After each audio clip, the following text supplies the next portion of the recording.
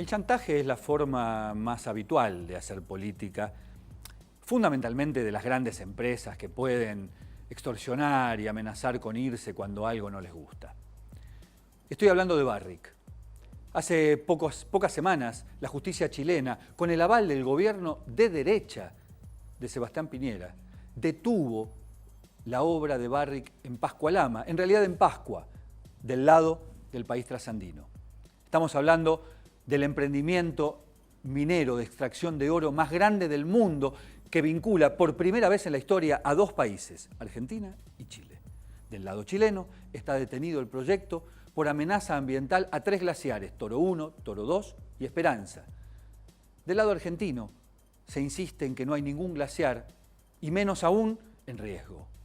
Sin embargo, Barrick, que ve que el negocio se le derrite, empezó a amenazar y empezó a señalar, en primer lugar a sus propios accionistas y luego, como mensaje indirecto a los gobiernos de Argentina y de Chile, que puede ocurrir que si a fines de este año no se resuelve la contradicción planteada por la justicia chilena, es decir, la prohibición de seguir dañando glaciares, Barrick termine con el proyecto de Pascualama.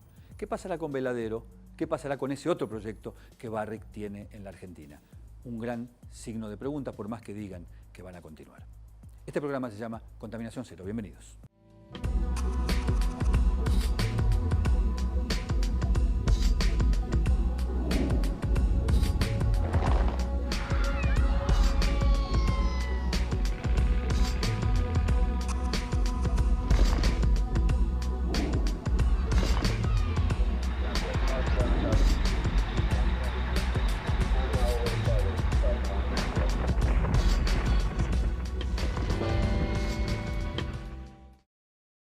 Hace exactamente 10 años, la ciudad de Santa Fe padeció un hecho que fue una bisagra, un antes y un después.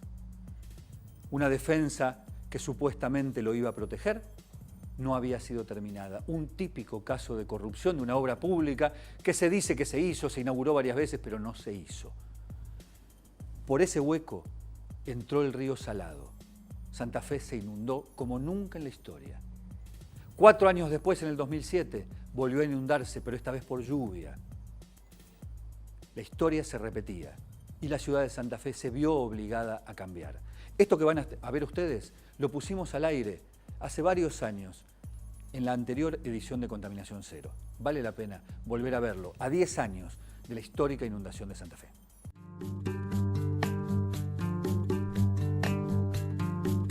Santa Fe de la Veracruz, 29 de abril, madrugada, año 2003. Desde hacía 10 días llovía inusualmente en la zona. El que crecía, no obstante, no era el Paraná, protagonista habitual de las inundaciones en la Mesopotamia. Era el Salado, una pequeña cinta de agua que bordea la ciudad de Santa Fe y que justamente desemboca al sur de la capital santafesina, en el río Paraná.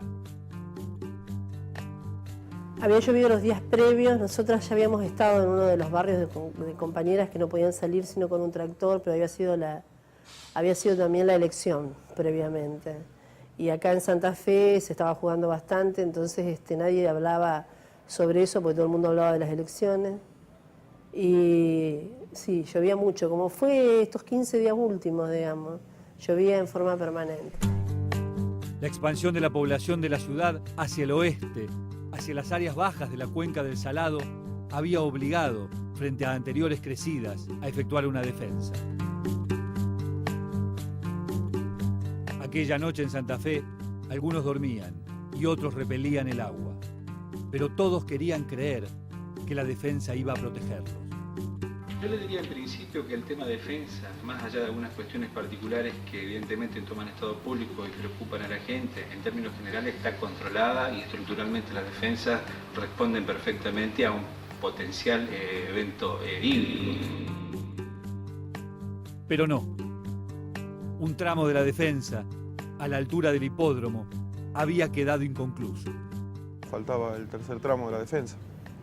O sea, el tramo de defensa existente nunca fue superado por la inundación. O sea que nada hace pensar que si hubiera estado el tercer tramo que cerraba el anillo de inundación, el agua iba a ingresar. más que un problema de ingeniería, era un problema humano que estaba viendo en Santa Fe y que había gente que estaba siendo afectada por esto y que esa gente era la que realmente estaba sufriendo toda la inundación. Pero el terraplén nuevo que hicieron nunca lo completaron. Lo dejaron abierto en un lugar donde el río se acerca de frente a la ciudad. Era matemático que el río iba a ocupar lo que le habían robado.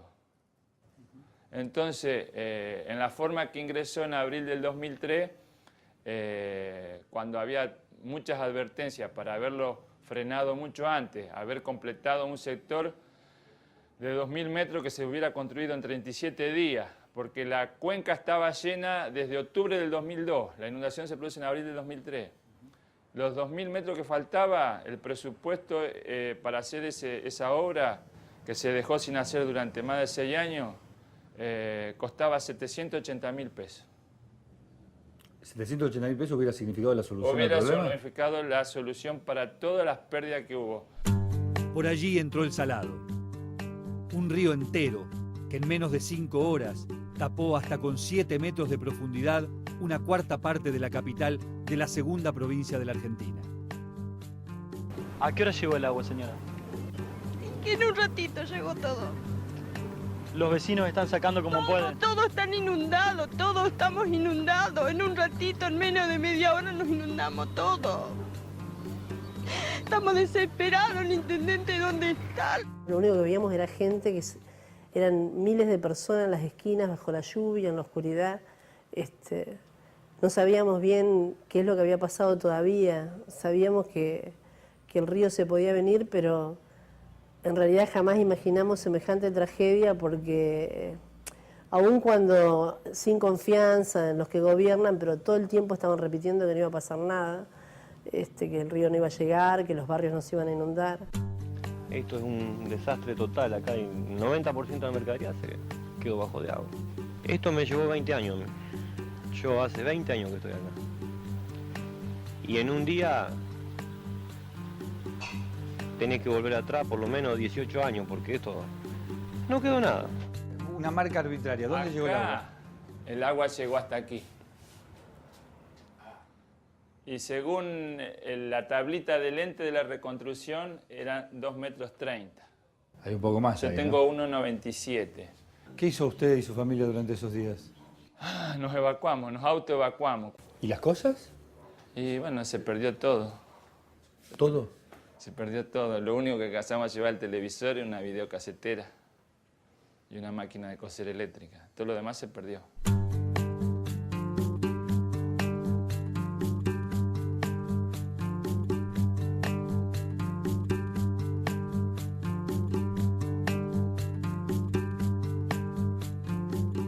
Para muchos la historia tuvo responsables, o culpables, según se lo mire. La justicia inició una causa que en 4 años poco avanzó. El título del informe era de la catástrofe podría haberse evitado y lo que hablábamos era de las falencias que habían existido antes, durante y después del 29, tomando en cuenta el antes como el no haber terminado la defensa, el durante no haberla cerrado en el momento en que era oportuno y después en cuanto a la respuesta a la gente y la respuesta misma al cierre de la defensa. Hay una evidencia absoluta de que el agua entró por una parte de la ciudad que dijeron que estaba construida la defensa, que se pagó por esa defensa construida y que nunca se construyó. Es decir, los organismos, el gobierno tenían este estudio del año 92 que determinaba las zonas de riesgo que se iban a inundar ante crecidas del río Salado. Tuvimos que hacer un gran esfuerzo para tratar de ayudar a la gente, tratar de ir reconstruyendo la ciudad, pero sobre todo trabajando sobre la reconstrucción de la autoestima. Que el santafesino, como yo siempre digo, cuando vos tocaste fondo y solo con la dignidad como motor, hay un dicho que dice que la dignidad es lo último, la esperanza es lo último que se pierde, no es cierto. La dignidad es lo último que se pierde y entonces con la dignidad como motor los santafesinos pudimos salir adelante. La lección costó muy cara, 130.000 evacuados, 3.000 millones de pesos en daños, 15.000 viviendas perdidas y entre 23 y 180 muertos, según quien haga la cuenta. ¿Cuánto tiempo tardaron en regresar aquí? Y 1 mes y medio. Lo que debe haber sido llegar acá, ¿no? Y bueno, nosotros a los 8 días quedó una capa viscosa de más o menos 2 centímetros, que era como petróleo, una putrefacción porque habían reventado cloacas, más todos los desperdicios de... Acá a una cuadra tenemos el hospital de niños, que tuvo 2 metros de agua adentro. Más allá tenemos una rectificadora de motores y tratamiento térmico de metales, o sea, eso implica elementos químicos como cianuro, de lo que te imaginé, todos los desperdicios combustibles de los talleres mecánicos. Lo arrastraba el agua. Uno siente que está todo bastante mal hecho, que tenemos el río, los 2 ríos ahora en el medio de un pozo estamos y con los 2 ríos arriba y hay una sensación de temor permanente. Pasaron 4 años. El terraplén fue completado, pero el temor a que vuelva el agua permanece. Y la justicia que se aplicó ha sido escasa.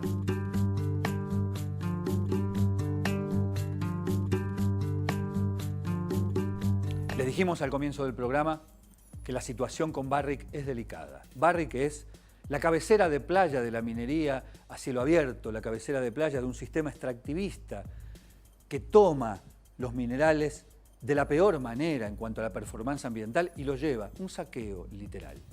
Barrick fue la empresa que frenó la ley de glaciares y que logró el veto inicial de parte del gobierno argentino. Finalmente no pudo evitar que nuevamente esa ley prosperara y se votara, pero sí logró que no entrara en plena vigencia.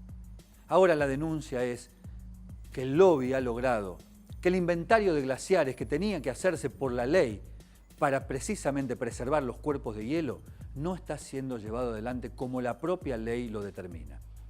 Esto es lo que denuncia el diputado Julio Martínez del radicalismo riojano. Escúchenlo.